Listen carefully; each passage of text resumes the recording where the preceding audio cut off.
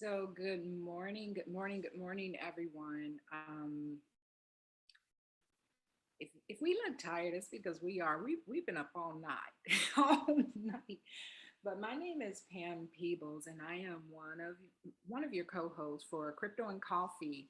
And I'm here with my beautiful sister and co-host Francis Rodriguez. My other co-host is under the weather today, so you got the two of us ladies, and we're gonna keep it and hold it down for you. So good morning, Francis. Good morning. I just love that song that you played, Pam. Anybody else feel like I'm coming to get my blessing? Okay. This is the season. Yeah, good morning, everyone. We hope that you're having a great morning. Like Pam said, look, sometimes you just get real life, no filters, no makeup, just real adulting around here. Well, I just and got you, here from the gym and I'm just like, I gotta keep my health together. So my health is a little more important than a 30-minute makeup face. Anybody feel me? So we're here. Yep. And we're gonna hold it down. Marilyn will be back tomorrow, hopefully, but that's okay. So Pam, I'll hand it over to you. I know we have a kind of a buzz topic today. So it let's is. get to And it. good morning, ladies. Good morning. And yeah, I tell you what, I'm just gonna be honest. I don't wear makeup on a regular. I have a friend of mine who she's a, I guess you would call a influencer, and she wears a lot of makeup all the time, and she has like a whole room set up with makeup. And she came over once to do my makeup, and she called it department store, not department store, drugstore makeup, because this is, let me show you my makeup routine. It's chapstick, and this lipstick must be about 10 years old because that's how often I wear it.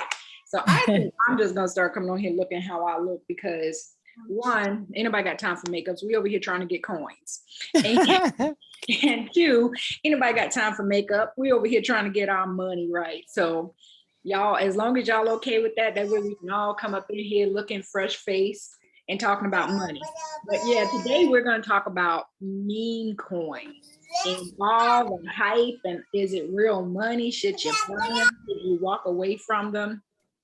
I don't know, y'all. What do y'all think? Give us some information in the chat. What do y'all think about these meme coins? Do you own any of them? Do you want to own some? Do you not know if you should own some?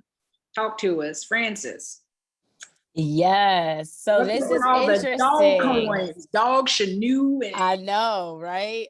This is actually Chihuahua. interesting because we, like me and Pam, actually shared two different perspectives on meme coins. This is a God to honest truth. I don't own any meme coins at all. Um, and I guess let's elaborate. I wish we could say bad words on here, but we can't. We have to be good for technology. But the SHIT coins is sometimes what we refer to them as. And here's the thing. I'm all about gains, right? But I want you to be about your gains that you understand what you're doing with, right? So what tends to happen, and where the space of like what they start out as joke coins, right? Because that's really what they start out as. It's a joke, it's a meme.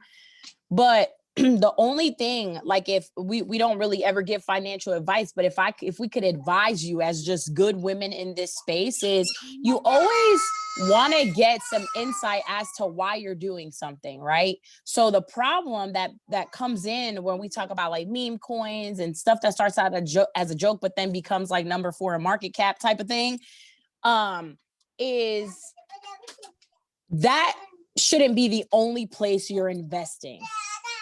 And so that is where my biggest thing comes in. Just personally, you'll have people that'll dump $2,000 into that project hoping to get rich from that one investment.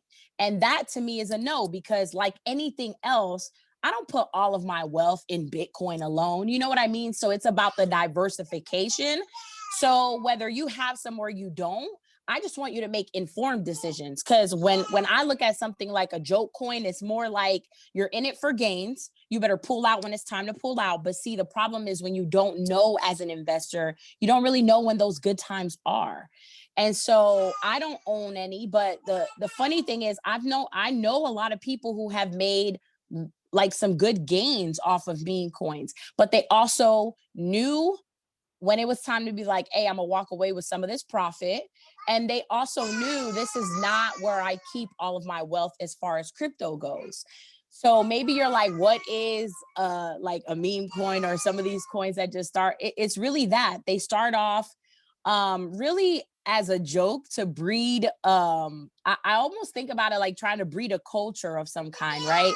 Like I look at like the SHIB coin, one that the people are talking about, but they do spark a lot of debate. But I personally feel like the reason that there's a lot of debate is because people go into them not knowing. And so they see all this gain, but then but it's like any other coin. If you think about it, you can see all this gain, but if you don't know what to do with your gains in the market, then it becomes a problem.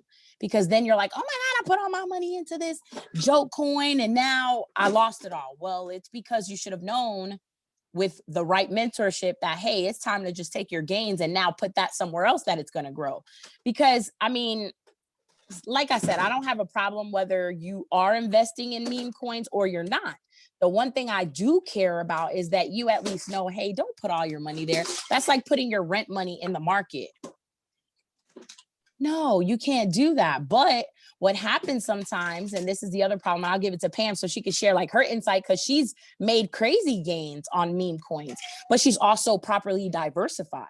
So my last thought when it comes to like the gains in meme coins and stuff that, so the thing is, it's more like like I said, a cultural significance thing that it starts out as like the hype and the fun versus something that you can measure in value most of the time. That's how it starts. It doesn't start off of something that I can measure some use for. It starts off as something cultural that's exciting. So if you're having fun with it, but you know you can see gains, have at it. I don't discriminate on money, period, as long as it's legal, right?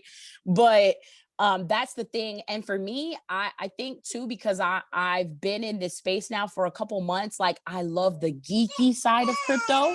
So that's the other thing I love. You can really be yourself in this space and really win no matter what you choose to really kind of focus on. And my focus is I love the geeky tech part of the crypto world now. So I'm like, ooh, like what world problem is this solving? And that excites me.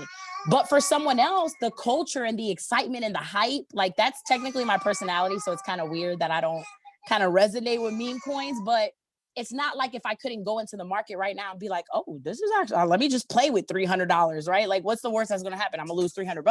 But I have a lot of like solid diversification everywhere else. So just know that like there is no bad thing about doing it, but you have to know. And this is why I feel like mentorship is so important, because sometimes people go into the meme coin or just coins in general. Like, can we make it a coins in general thing? Because money's money. But people go into that listening to their cousin from down the street who put $50 in it, and they take that as a method of, ooh, what if I put 1,000? You know, I might come up with a couple thousand of a flip, but then your cousin from down the street doesn't really know the crypto world. So wait, you kind of have to tread in this space of what's the worst thing that could happen? I lose $100 or $200. I've done that before on stupid stuff, but you may come out with $1,000 profit. Like, so Pam, can you share for them? Like, I love Pam's story because she's so diversified, but at the same time, she knows how to navigate the waters. Like, I'm not putting 10 grand in a meme coin, hoping that it takes me to 1 million. Like, it's like anything else. So Pam, share your experience for the people, because I can't talk from I own some perspective, but I love it because we get to all be different, but still be doing the same thing essentially.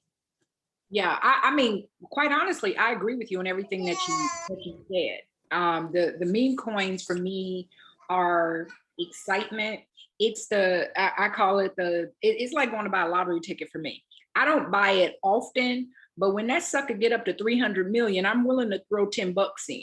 You know, I just feel like, you know, that I got 10 chances at this. I might hit it because sometimes it happened. Do I play lottery on an everyday basis? Absolutely not. I think it's a waste of money. But, you know, I do get caught up in the hype sometimes, and they be like, it's 500 million. And I'd be like, ooh, let's see what island we gonna buy in the Bahamas. I definitely do. But for me, I'm well diversified at this point. Since I've come into the space, I quietly have just been collecting coins, and I've got millions of them now, hundreds of millions now. And my strategy is no more than 10% of your portfolio into what I call fun coins, meme coins. And honestly, I don't even have that much in. I have about 5%, maybe. But I've been a real estate investor for years. That's actually how I got started off in businesses. I went into real estate, and I have a different philosophy on how I do things. I kind of see cryptocurrency as the new real estate. And for me, I flip a lot of coins. And so I wouldn't advise other people to do it, because I only put in a certain percentage that I know if I'm willing to lose, the same way what I would do with real estate. So I may go buy a crappy home and fix it up and then plan to sell it. Well, sometimes I might buy something for $30,000 and put $10,000 into it with the intent of selling it for $50,000. Well, sometimes it turns around that I could just get my money back. And there have been times where I only got the money back or I lost money in real estate. I see cryptocurrency as the same way when it comes to these meme coins. I take a risk. It's a calculated risk, but I take a risk on some of these coins, like the SHIB coin. That's the only meme coin I own right now, because I'm part of the SHIB army. and I love the hype and the excitement that people love this particular coin. And from it, they're building something around it. And plus I got in very, very, very, very early, where I was able to get millions of coins for nothing. And I've made a lot of profit off of it. So right now I'm just holding it in my portfolio, because at this point, it goes to the moon, I get my Lambo. Isn't that what they say? You go to the moon, you get your Lambo. It doesn't go to the moon, then, at max I'm out a few $100s. So it's like anything else. You think about Amazon stock when it first came on. This guy was basically, running a bookstore from out of his garage. And he ended up turning it into a dominating business, which is put all of the small retail shops practically out of business. So sometimes you just never know. So for me, it's fun to play with them, but not a lot of money. And for the record, I only have my money resources in one meme coin. And that's because I was able to get it when it was 0.0000001. And so I was able to buy a whole lot. Now, if y'all see that I don't show up for crypto and coffee one day, that means it went up to a penny. So, but if it don't, then I'll be here every day. But if not, even Francis ain't gonna be here. We're gonna be off on the island somewhere with our, for real, riding some camels or something. I don't know. But you know what? I'll tell you what it does for me. It makes it fun. It allows people who don't have a lot of money to invest and dream again. But I would not recommend that you put all of your eggs in that basket. Stay with something that's stable. But if you got an extra $100 and you see a coin come up and you're like, you know what, this might be fun, this might be interesting, maybe I can make $1,000 or 10 off of it in 3 to 5 years, and go for it. Just mitigate your risk, know what you're getting into, and do some research, because even with some of the meme coins, Doge started out as a joke, and now they're putting a purpose to it. I don't know if it has a lot of purpose, but they're putting a purpose to it, and they have a very strong community behind it, a huge community. People love Doge. Why? I don't know, but they do. And I have yet to invest in it. I've seen it drop down, and my trigger finger got happy for a second. I was like, no. So, but with the SHIB, they're doing a lot of charity work with it. And so for me, I decided to invest in that one. But listen, here's what I've learned about cryptocurrency in my short time in it. It's the wild, wild west out there. Even when it comes to Bitcoin is probably the best and most stable coin, Ethereum right behind it. But anything goes. You can invest today, and calculations will take you up to, it could be $1 million in 2 years. And that's why I call it the Wild Wild West, because predictions show it will go to this amount. But even earlier this year, that prediction was off the chart when it shot up above $60-some thousand.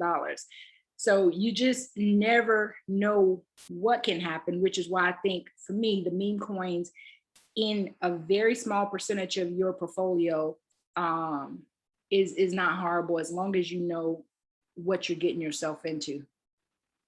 Yeah, no, I agree. And I saw someone ask in the comments, like what is it and how does it even come about? So basically, meme coins, they start out really as a joke, is the easiest way I can explain it. Like a joke or something fun that they turn into a crypto, which anything can be tokenized nowadays. So that's why I tell people like cryptocurrency is so much bigger than what people really know, because before you know it, you can be voting on the blockchain.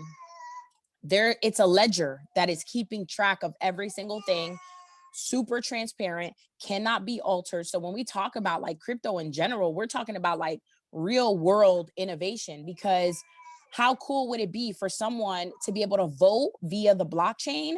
Once their decision is in, it's unalterable, if that's even a word. But think about what that does for the world, like transparency. That could change the game of voting. Like that's been a conversation, by the way. You can look up some articles, but it just, so when we talk about like a meme coin, it's that, right? Like it turns into a joke, but they turn it into a cryptocurrency. So they tokenize it, right?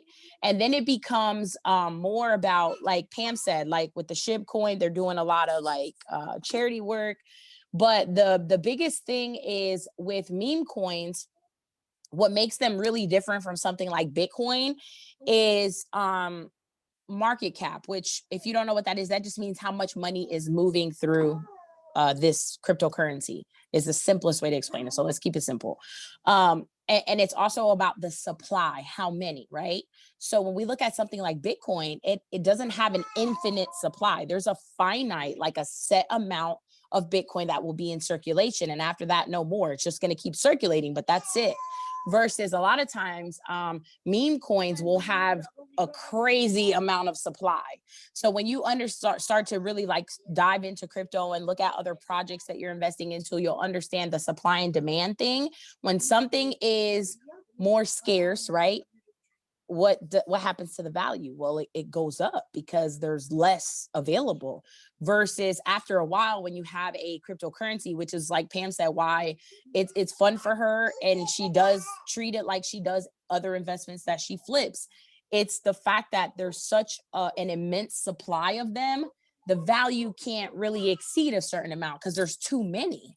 So this whole supply and demand thing, it's like anything else. Same thing with gold, like crazy. I'm going to give you guys a gem that we learned. And we'll just call him the owner of Tesla, right?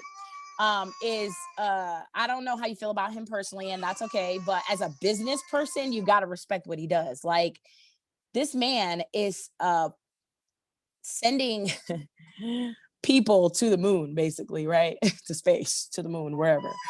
And he's mining his own precious metals to bring them back to the US. And maybe that doesn't mean anything to you, but I want you to think about gold, right? Which forever was like, the greatest investment. And they're calling cryptocurrency the digital gold. It really is, because I want you to pay attention to what he's doing. So once his Teslas run off of precious metals, like the gold for the battery, like look it up. It's the craziest thing. But so he's mining precious metals and bringing them back to the US. So I want you to think about what that does for the value of gold. Remember, when there's so much of something, what happens to the value? It goes down. So when we look at something like Bitcoin that has like a finite, after this, there's no more. This is also why it's important for you to invest. And if you're going to do meme coins, use them with a purpose, right? When you make profit off of that, take that and put it somewhere like Bitcoin. Why? Because there's a finite set supply. You want a piece of that pie. I don't give a dang if that's $200. You need a piece of that, because once they're gone, and I mean, you have big corporations that are starting to come in and buy it by the millions and the billions. So this is where we get smart, but this is also why you need live mentors, because I didn't really understand the concept of why is gold not as important anymore until I heard this story about Tesla. Oh, so you're getting really smart with it, bringing back your own precious metals, and creating an immense supply, yeah, to fund something you need to make these efficient vehicles. But I mean, it's 2021. We got to get with the time. So if that's going to happen to the value of gold, I know, well, let me stop buying precious metals like gold and silver and really start to do what big companies are doing, hedge my money where I know the value will go up. Even if we have a temporary downturn, right? It's going to go back up because of supply and demand. We're going to have less and less of some of these because people are going to see more and more value in them, which in turn makes it more important for me to invest. So if for me, if I see a meme coin that is fun for me, right? It's exciting. They're doing some stuff that I can get with.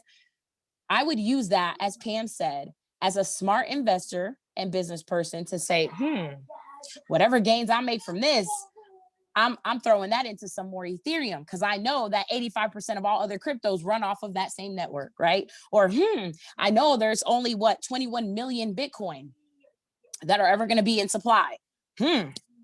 This couple $1,000s I make off of a fun meme coin because I'm not scared to lose $400.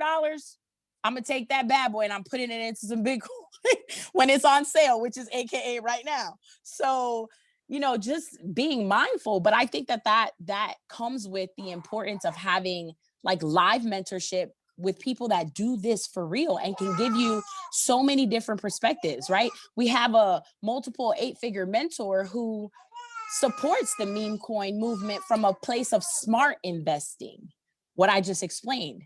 Yeah, if you're going to play with some of that money, we don't gamble. We're always strategic, y'all. So like Pam said, this is a flip for me.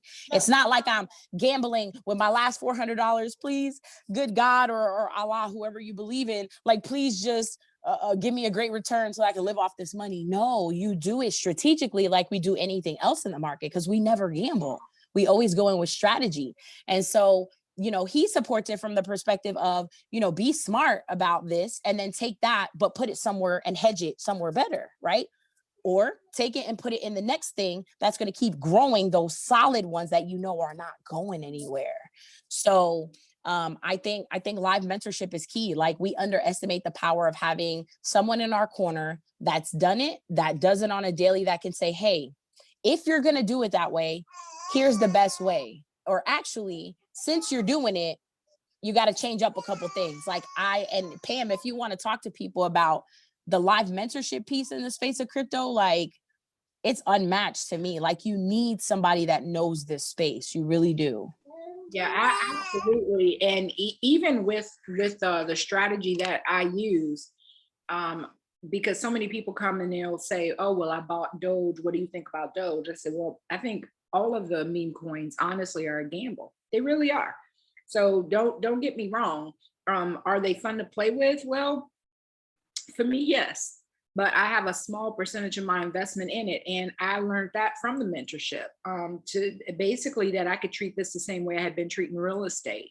And why it wasn't shown to me exactly that way, that's what I took from it. I took from it that this was essentially just like real estate. I could buy it and I could flip it, or I could buy it and hope that the value goes up later on down the road. But the biggest thing I've learned is that I need to put my money in stable investments. And that's pretty much what I've done. And I'm not going to share the coins that I have, but I am now holding on to about 20 that I've diversified in. They include Bitcoin and Ethereum, but some other ones that you've probably never heard of. And I've done my due diligence on all of them because they were recommended to me through our academy. And I took the lesson. I listened to, we have where you could do live training, go live. And they were talking about the meme coins. And I remember very similar conversation to what Francis is talking about. Is like, listen, even when you're going in and you're purchasing the meme coins, you got to have an exit plan. You got to have a strategy with this. You can't just go in, and even though I joke it, because kind of when you go into some of the communities where they have the meme coins, it's everybody wants the Lambo. I wouldn't buy a Lambo if I had the money. It's just a waste of a car. But no, okay. No, cars are wasting money to me now. I've had all the luxury cars, but an island is a different thing. But you know, it to me, I like to see people have fun with them. I like to see people dream with them. I like to see people plan out their life and maybe think about a life that they hadn't thought about before. And that's what I see in a lot of those communities, that people who maybe didn't have hope, who got them a few coins at 0.00001, it gives them some type of hope. And for a lot of people, it encourages them to continue to look into investing. And that's what I think a lot of the communities where you have the meme coins do. But the biggest thing is to learn how to diversify. You know, even if you decide this is a route you want to go, don't put in more than a few dollars. You know, if you're investing $10,000, don't put in, I would say no more than 10%, but that's even a lot. You'd really have to have a strategy. I tell people no more than 5%, but have fun with it and make sure it's something that you can afford to lose if you decide to make that type of investment. If the coin goes under, just be prepared that your money might go with it and there's nothing that you could do about it. And if you're okay with gambling that type of money, then have fun. But if you're not okay with gambling that type of money, then don't do it. Everything that I've got in the market has been strategic. I get on the trainings, I'm listening to the trainings every single time they have one. My favorite coach, my favorite educator and trainer is Kurt Cobain. You know, I'm a big fan of his. And when he says buy something, I buy. You know, I shift coins around because sometimes I look at something and I say, you know what, maybe I need a little bit more of this than I have of this. And then I shift my funds around accordingly. So this is no different than the stock market, except for stocks right now are not doing that great, you know, and companies are not doing that great. We were talking about this the other day. We drove past this strip mall where it used to be a vibrant strip mall. And there were stores of all kinds all up and down the strip malls, with retail stores where you can go buy clothing, shoes, everything. And that seems to be going out of style now. People don't want to shop because we're so busy. And Amazon, truthfully, has made it so simple and easy for people to buy stuff and to return stuff, that the retail market is going down. So it's a lot of things going on. And that means when the retail market is going down, the stock of these companies are going down. During the pandemic, places that you thought wouldn't crash. Restaurants, you know, restaurants have always been around. These restaurants went under because people couldn't come out to eat. And you saw big corporations just plummet, which meant that their stock plummeted.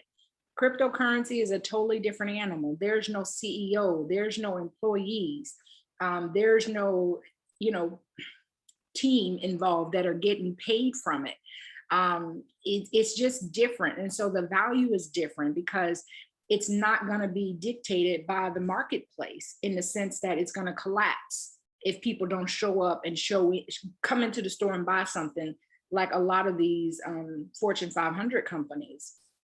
So it's really interesting. But getting back to the meme coins, I think the biggest thing that you guys should take away from this is the education behind it. We both have different stances on it, which I love for this episode, is that we're able to talk about the different ways that we look at it. But it's all came from the same education. You know, we both got the same education and took different things from it. And that's so interesting because that means that you could learn anything from this. I know people who have money only invested in Bitcoin.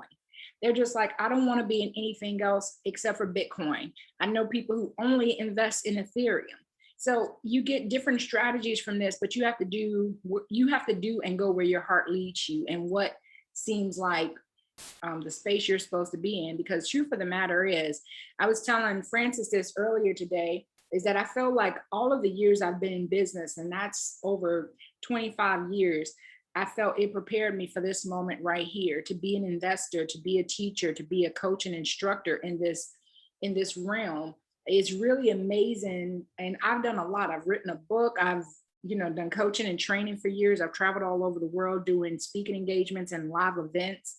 And I feel like my biggest space is right here, being in this moment with the cryptocurrency. And it's really, it's hard to express the words because it's so wild to see that more people aren't as excited as we are, to be quite honest, because in 3 to 5 years, you won't have a choice but to learn how to be in this space, because it's going to be forced on you. It's being forced on us now, little by little. But when you live outside, like I lived outside of the United States, and when I came back into the States, it was very evident to me that I needed to learn as much as I could about it, because we are going into a day and age where you'll only be able to use cryptocurrency.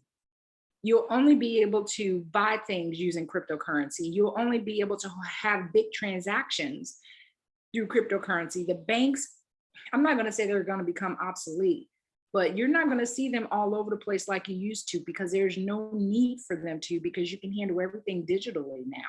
So Francis, I know that your expertise is in the banking. I'd love to I know we're supposed to be talking about meme coins, but truthfully, even Doge is now being used as a currency, which is surprising to me, but that's why I said anything can go. So, you kind of gotta be well versed in these crypto streets. You really do. Yeah, and you said something so powerful.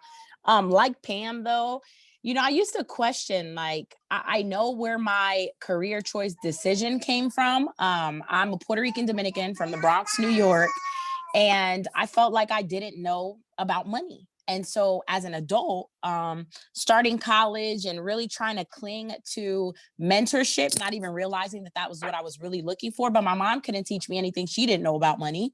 So my career choice at 18 started because I felt like I wanted to know about money, economics, like what's really happening out in these streets.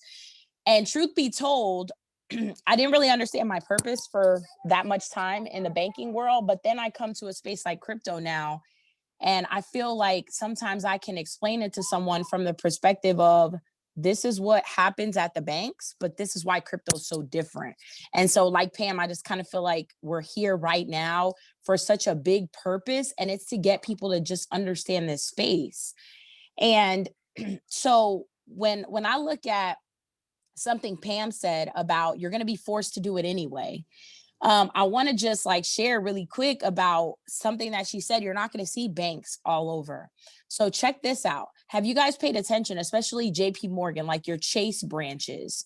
Have you noticed how over time there's less and less tellers right behind the line? You used to go in and be able to see 5 smiling faces. Welcome to Chase. How are you doing this morning? Y'all know the spiel when you walk in. And then over time, you notice like 3 tellers. And then now, whoa, there's a machine in the lobby that you can actually apply for a loan on with a virtual assistant. That's different. No, that's technology.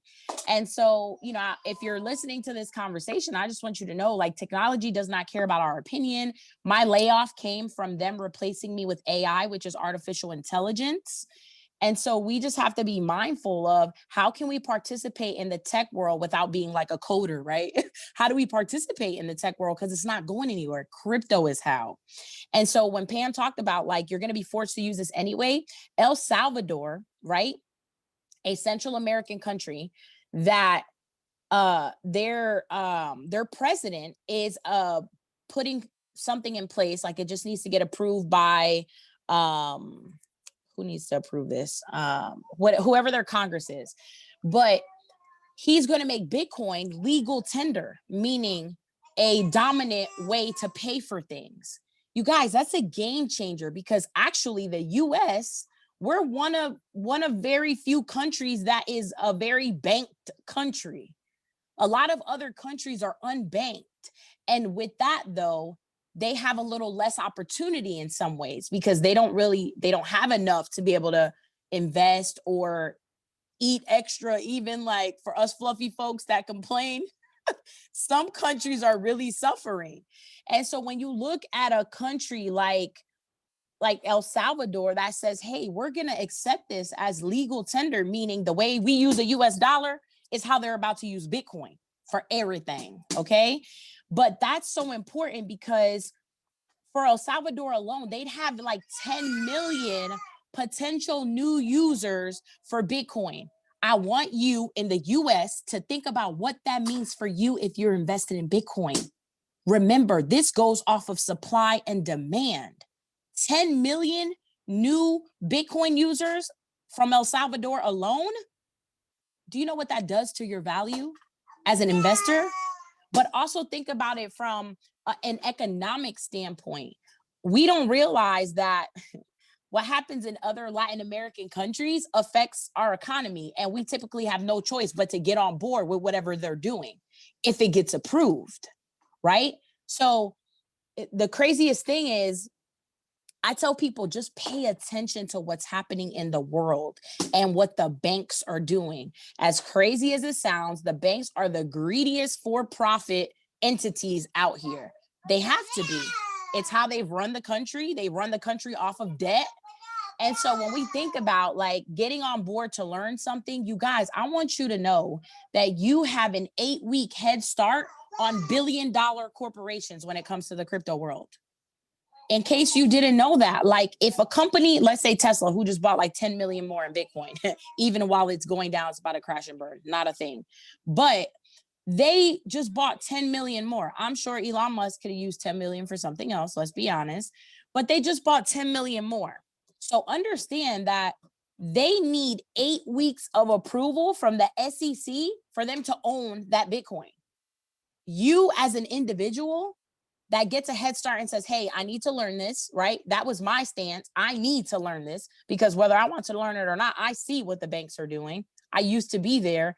And now, you know, other investment bankers that I used to work with on the traditional investment side, like I got my series 6 and 7 license type of investment bankers, they're starting to ask themselves, listen, if we don't have portfolios to manage, we don't make money.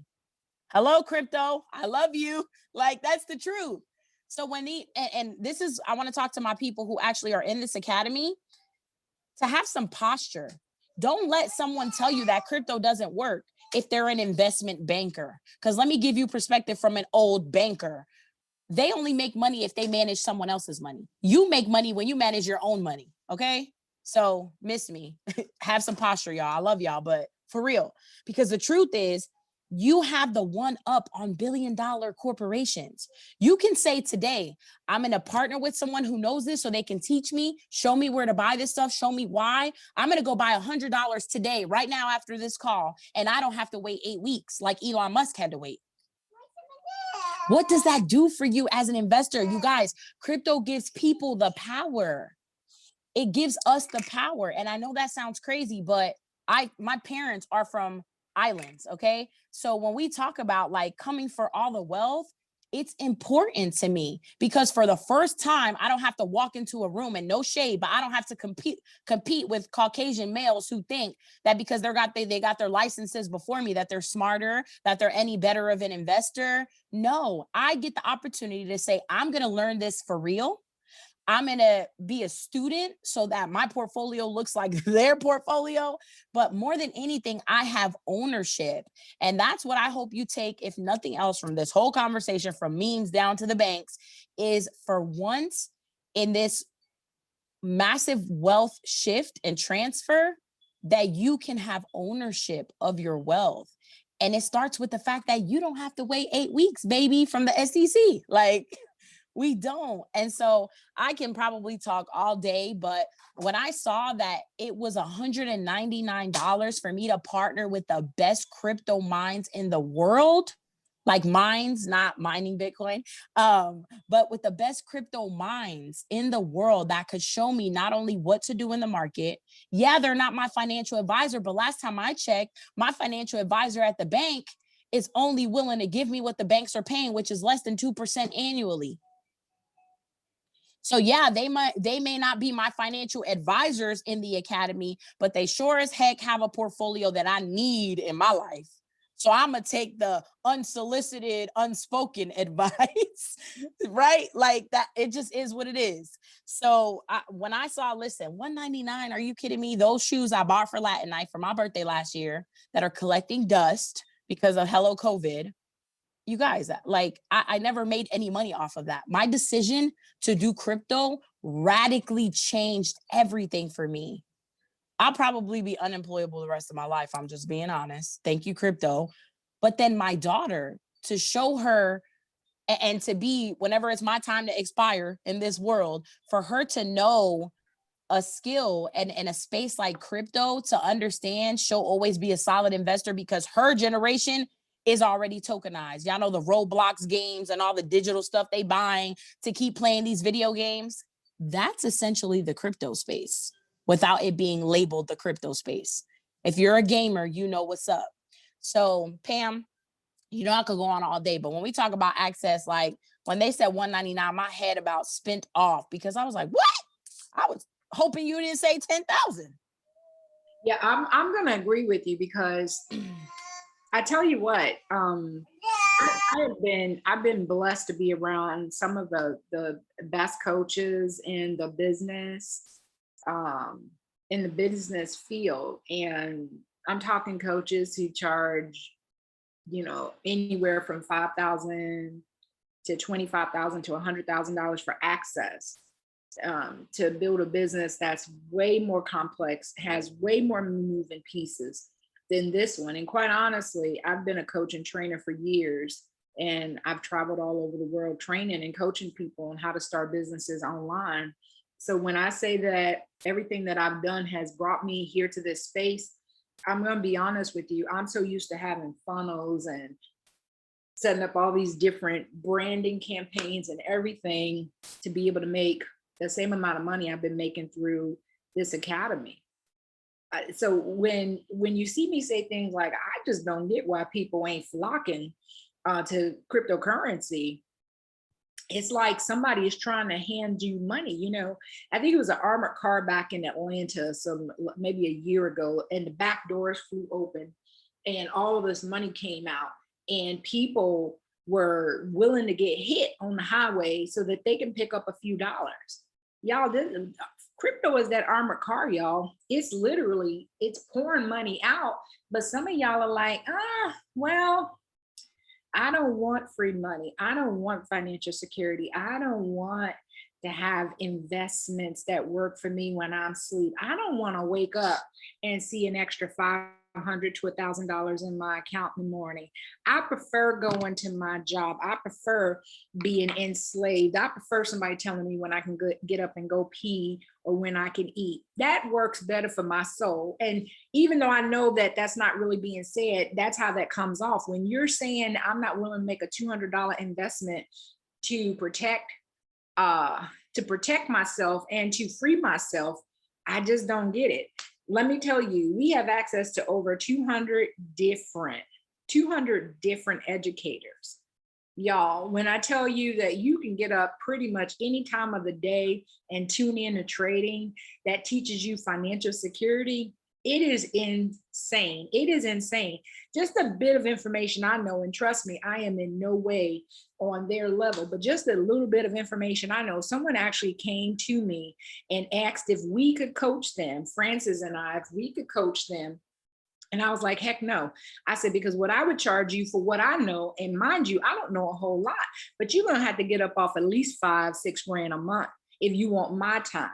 That's because I know that it's not a good investment of my time anymore to go back into coaching. I know that I can plug you in here for $200, but if your mindset says I want one-on-one, then you're not the right person for this academy anyway. You need to be part of this community. You need to have access to these wealth minds and people who are pouring into you and sharing with you. And like I said, this is one of those things where I've been involved in so many different things. And usually you have 2 or 3 people that might eat well. We all eating well over here. We are all grubbing. We are all getting all good stuff over here. And it really changes things to not just have access to education, but to have access to the community that's constantly pouring into you. I got a text on my phone late last night, about 12 something, from one of our mentors, and was like, you know what? I'm getting ready to bless you with some Bitcoin. I was like, what? She said, I'm so sorry it's late. And I said, girl, it's never too late to bless me. That part. He said, can I have your Bitcoin address? And I woke my husband. He was like, who's this late? And I said, one of my mentors, and she's sending us some Bitcoin. He said, go on and send that Bitcoin address, baby. Come on, Lamont. So we, and about 5 minutes later, I had that money in my Bitcoin. Listen, that don't happen in the normal world. That happens in a world where you have people who love you, who want to see you grow, who want to see you prosper, who want to see you financially benefit from your hard work. Listen, I can go on and on and on, and somebody would have to, start fanning me from the church, because it's not just the education, but it is the community. And we have a wealth community. Everybody eats. Everybody. I can't stress that enough, because I've done a lot of things, even in the coaching arena, where everybody doesn't get to come to that table. Everybody is not able to pull up a seat, but we all equal here. And that's what you'll get when you partner with us.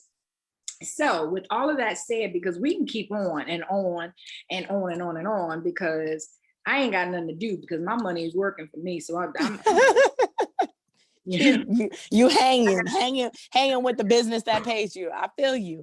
One thing though that I wanted to add about community, Pam, is I almost feel like you're doing yourself a disservice if you want one-on-one coaching in the crypto space. Like, I think about the educators that we have access to, and I'm just like, to know that I get to get on sessions twice a week with the #1 Bitcoin trader in the world, but then I can switch it up and go to my dude Cobain, who talks about all the coins no one is talking about, but a coin that's going to go from a penny to 10 cents. Like, it would be a disservice to me and my wealth for me to be like, I just want a one-sided crypto mind. No, not at all. You want access. And that's what this is really all about. Like, I think back to, anyone in their childhood like me, that I used to be like, I want to be rich when I grow up. And I didn't even really know what I thought I was saying. But what I was saying was, I don't want this ish for my whole life. And it's not knocking my mom. She was a single mom who did a phenomenal job. But I always knew that there had to be more than watching her work the way she worked. And me sitting here at 30 years old and looking at the way I just worked from the time I was 18, even till now, I'm just like, you guys, we're worth so much more. And this is not to knock jobs. I know some people love their career. If you're a nurse, if you're a teacher, that typically comes from a place of true love and calling. But how amazing would it be for you to at least tap into the 1% skill set and pull from that, so that when you decide, I love this, but I'm tired, you have the choice to walk away. You don't have the obligation to stay, not only because it's something you love, but because you need to be there. It's a different conversation when you position yourself with access to be in a spot where you don't have to be unless you want to be. And for me, that's what it was really all about. When I was young and I used to say, I want to be rich when I grow up. It's because I just observed, like, there's got to be something more than this. And, so when people say something, and I put this in the chat, like, I don't have time to learn this. Well, the good thing is you have tools that make the time work, whether you're on the go or not. But for you to say, I don't have time to learn a space like crypto, is basically like you saying, I would rather work 40 hours until I'm 75. That's really what you are saying. And it's not to knock jobs, you guys. I'm all about getting it how you get it. I don't care if you're a stripper. If that's how you pay your bills, I don't discriminate. It's your money, right? But it's more about getting smarter and understanding that technology is really phasing jobs out. There's an article, I don't know if it was on CNN, but you can go Google this article and pull it up at Google University. But there was an article in like the last 4 days, and the title of it was, some millennials aren't wanting to go back to work because of the financial market space. And I was like, ooh, what is this? Lo and behold, when you open the article, you have 19-year-olds with $1 million portfolios. Yeah, I wouldn't go back to work either. Like, my money's working for me every single day. If I decide to take a 3-hour nap, it's still going to be working. And so when someone says, I don't have time to learn this, what would you do? I just want to give a perspective to my people who do work a corporate job. I come from the corporate world, so I understand the thought process. But if they told you that you had to learn something new, oh my God, we switched software overnight and you can't do your job until you learn this. So you got to come in 2 hours early so we can get you up to speed to at least do your job good enough for the day. And then we'll talk about phasing in training throughout the week. That's really happened, by the way. I had to come to work at 6 a.m. to make sure I knew how to use it by 7:30 when the phones would start to ring. I didn't give an objection then. But too often we want to give a company, someone else, because the programming is messed up. We give them our all, and we neglect everything we love, which is family, funds, your money, because typically corporate workers are living paycheck to paycheck. I know that because more than 70% of people don't have $1,000 in a savings account. So we're typically saying yes, yes, I'll be there. Yup, I'll be there. I'll even sacrifice my PTO because somebody else went on vacation and now you don't have any staff. But we won't take time to learn a skill set that will feed us for the rest of our lives. That's insanity to me. That is literally like saying, I would rather come show up for you whenever you decide there's a new training for me than for me to train my dang self in something that'll pay me for the rest of my life and pay my daughter for the rest of her life. And if she decides to have kids, their kids too. Because y'all, I'm going to take that cute portrait with my little draping dress so they can see me on their mantle, because they'll know who I am. Not because I'm anyone extraordinary, but because I decided to do something different, to learn something that would actually pay us for the rest of our lives, and not just pay me until I'm 70, hoping to retire on 40% of my retirement, to then have a retirement party and 6 months later be working in retail part-time. That is not life, you guys. Like, and you're just worth so much more than that. I'm sick of seeing the retirement parties. My friend, her mom is a perfect example. Gave 48 years to a company, retired, the pandemic hit, and then she was working part-time. What was the retirement party for? Cute balloons and cake? No, you're worth more than that, period. So for the people that say I don't have time to learn, well, my mentor, who is a hefty investor in every single part of her life, asked me one thing: do you want to be busy and broke, or would you rather be busy on your way to wealth? Well, I would rather lose sleep on my way to wealth than keep losing sleep because I'm slaving for someone else. That's just the truth. So I'm pretty much done. Pam, Well, I could be here hanging out. there's not a lot to add to this, but I'm going to add one thing, and that's, I saw a video early this morning because I was up late at night and getting my Bitcoin, but I was up late at night and I saw this video on P. Diddy, Puff Daddy, whatever his name is right about now. But he was being, well, I don't know, I don't keep up with it, but I respect his hustle and I respect what he's doing. But he was being interviewed, and the question was, when did you make your first million? And he said he made his first million the day that Teddy Riley didn't show up to produce for somebody. And he got into producing. Listen, I'm gonna tell you that I didn't even listen to the rest of the interview because that one just right there, I was like, wow. Ooh, mic drop. Yeah, I was like, because he showed up. And folks, this is just about showing up. You know, I always say that if I'm the smartest person in the room, I leave the room.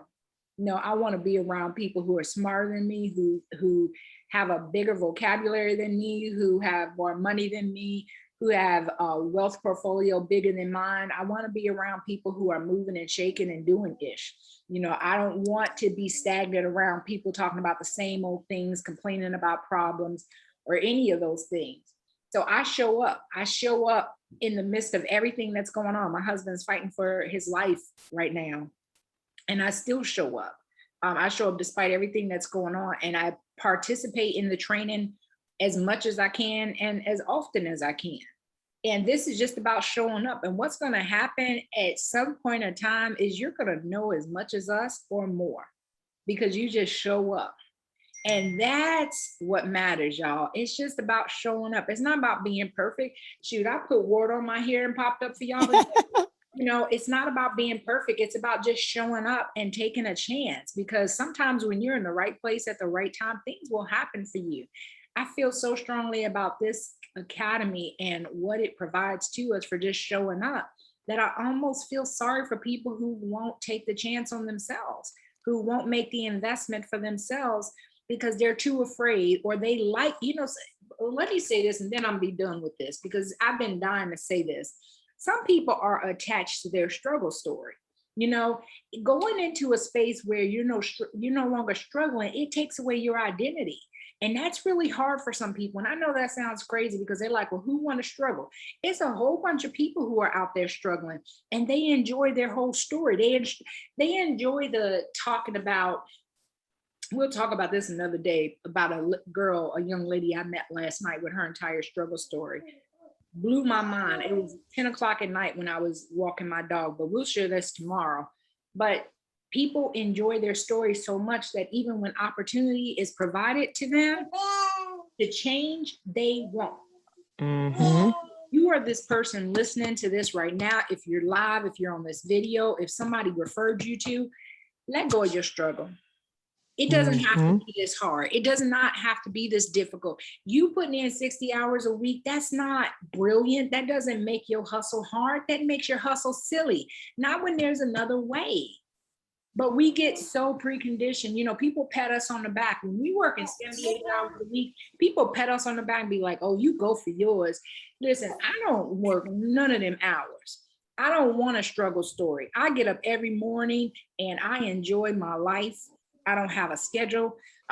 If we have to be somewhere, I go to that, but I ain't got to be nowhere else because I don't want to struggle. So do yourself a favor, get back in touch with the person who put you here. If we are one of the persons that put you here, get back in touch with us and let us help you in that struggle, because I'm seeing so many people being praised for just out there hustling and killing themselves.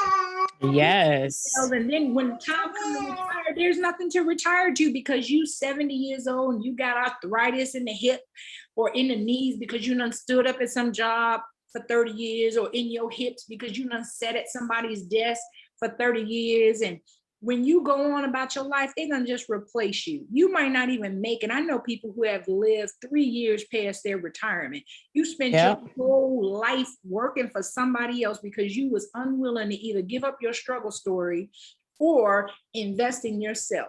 If nobody else is gonna tell you this today, I believe in you. I may not know you, but I can tell you, I grew up with nothing. I had my first child at 16 years old.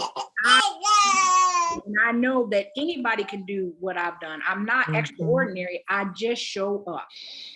So that being said, you know, I don't know how I got in this conversation. You should never hand me the mic. No, people need to hear that because we're oftentimes around the wrong conversation. So take the mic, drop it, pick it up again, and let the people know. But you guys, I don't have anything to add to that. Like, seriously, 80% of this battle is giving up what you already know, because that don't work. Okay. Improper grammar and all, it don't work. So come back tomorrow. More importantly, get back with the person who is why you're seeing this, whether it's Pam, Marilyn, myself, whoever shared this, and let them know I need to tap in like today. We're talking about less than a Starbucks drink every single day. I'm that girl. There's coffee at home, but you find me in a drive-thru on accident. Yes, it's me, but it's okay. So for less than that, you will tap in to this. Like, I just can't even. So, but come back tomorrow because Fridays are fun Fridays. And we are going to give you guys the sauce on our favorite coins. And so if you're like me, I'm that nosy person that shows up with a pen. What is this almost $1 million portfolio doing? Oh, that coin? Got to go look that up. That's me. So come tomorrow. We love you guys. Thank you so much for showing up. Pam, as always, you are one of the best co-host I could ever ask for. Marilyn, we missed you today, but we love you, girl. And we'll see you guys tomorrow. Come back at 10 a.m. Eastern. Bye, everyone.